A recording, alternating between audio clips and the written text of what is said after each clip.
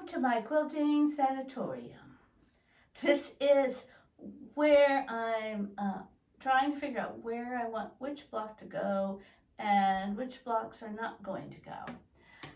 The last time I had these blocks up, I had decided that this block wasn't going to make the cut because he was too bright.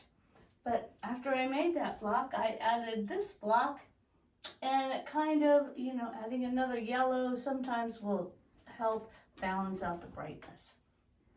I also added sashing between the blocks, which I think really helps. Then, after I made the blocks, added the sashing, I took a little while and moved everything around.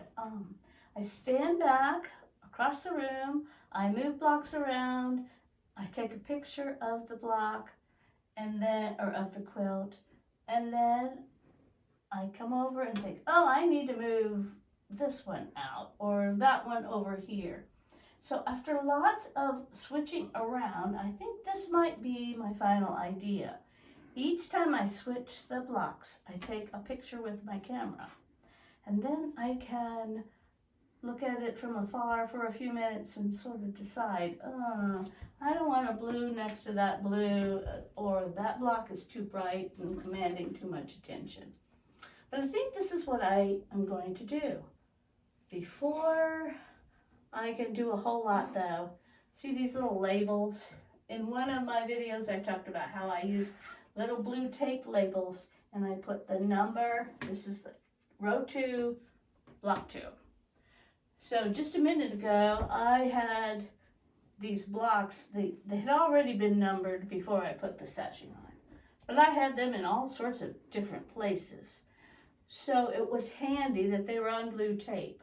All I had to do was go through here and, this one has to be 2-3. So I would find where the 2-3 number was, peel it off and stick it on here. And so I could replace my numbers so the block was in its new placement. It's still not sewn together, but it should be sometime, I hope. I may take a few hours or another day or two before I even sew it together. But this labeling with a little piece of blue tape is really helpful. Always put your tape in the same place. I always put it in the left top corner. That way you keep your blocks the way you want them. You don't flip them around, especially these blocks have sashing on 2 sides, and you don't want to flip them around. So for now, this is what we're doing. Check back later and we'll see how it works out. Thanks for watching. And before we stop totally, here's a block that's very nice. It's supposed to look like this.